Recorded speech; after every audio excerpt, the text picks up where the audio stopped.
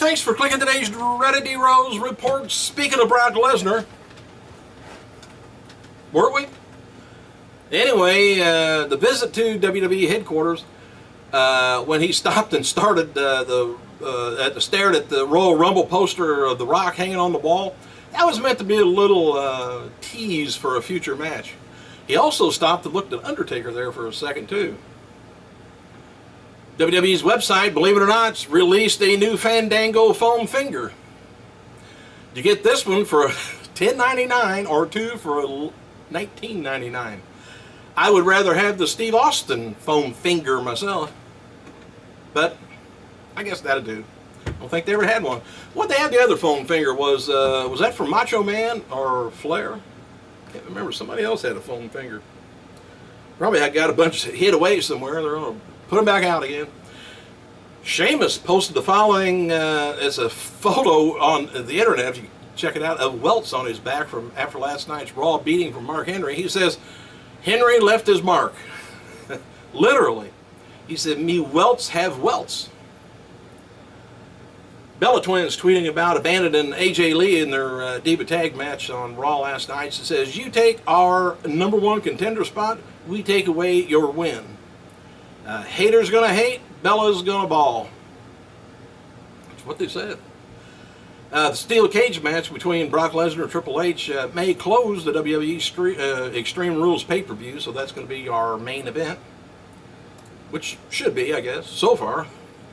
Hey, during Monday's Raw commercials that aired in New York, WWE Raw will be held at the Barclays Center in Brooklyn, New York, for the first time ever, July 15th. WWE signed 2 licensing licensing deals last week. The first is with Funko, which will see a new WWE line of their pop vinyl collectible figures and a 3D board game. Might be interesting. The other is with Cardinal Games, which will be for the WWE branded puzzles, trivia, and card games. New products are expected to be released late summer, early fall, just so you can have your Christmas presents wrapped in time. Not only did Brock Lesnar and Paul Heyman, the segment at WWE headquarters, dominate last night's Raw, it also made up most of WWE app videos during the Raw. By the way, that was recorded earlier. I mean, not earlier in the day, but earlier in the week. And that was a local wrestler that got his head shoved down on the desk. Brock don't say much, does he?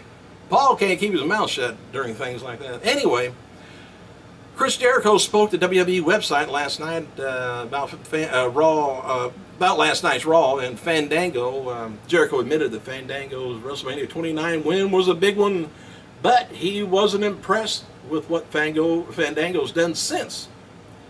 Jericho added that he's not finished with Fandango by a long shot.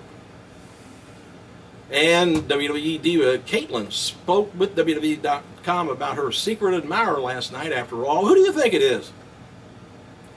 Well, could be me, but it's not. Can't afford all that stuff.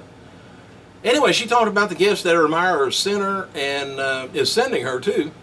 And she added that one gift he can send her to get her is a unicorn. I don't know. I got something close to a unicorn. Well, anyway, Alicia Fox talked with Matt Striker on the WWE app last night and said some of the diva gossip going around. She named Zeb Coulter, Fandango, 3-man band, Charlie Sheen, Great Khali, referee John Cone, Billy Ray Cyrus, and Matt Striker as potential boyfriends for Caitlyn. Sounds like Alicia is doing her own little gossip segments, I guess, regularly. And Tommy Dreamer with Terry Funk versus Lance Storm. The Young Bucks versus Paul London, Brian Kendricks, back together again. Plus John Morrison versus Too Cold Scorpio has been announced for the June 22nd show, House of Hardcore in Philadelphia. Sci-Fi, I would kind of like to see that. Sci-Fi may be bringing back Chris Jericho's Robot Combat League, I guess, for a second season, according to the survey sent out to viewers this week. Survey asked fans their opinion of Jericho's job and was asked if he should stay be just the special guest appearances by wrestlers and MMA fighters, asking their opinion, which is good. And The Rock's scheduled to fly to London this week for special media appearances, but has not been cleared yet by doctors to fly after his recent surgery. And I seen today's show, I think it was yesterday, had the whole Fast 6 up there. They were in London at the time. I guess Fast 6 takes place in London, maybe the whole show. But everybody was there except The Rock. And you know, they never mentioned him once during that interview, not that I seen. Odd.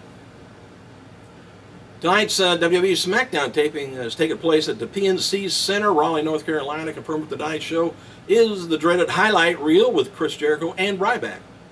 Set for tonight's main event is a match between Orton and Cesaro. And advertised locally is going to be Sheamus and Orton taking on Big Show and Mark Henry. Orton and Cesaro should be a pretty good match. Monday's Raw had a Trender.tv social media score of only 195,000, down 4% from last week. It's the lowest score of the year. WWE ranked number 4 on cable for that night, behind 2 NBA playoff games and Love and Hip Hop Atlanta on VH1. That ain't good. So they may have reached their plateau on the media, deal. And I mean, there's only so many people that does that crap. I don't. That's why I say it's crap. I want to watch the show. I don't want to watch my phone. In a video that's on the internet, Diamond Dallas Page, he DDP inducts Jake the Snake Roberts into the prestigious Cauliflower Alley Club, followed by Jake's inspirational speech.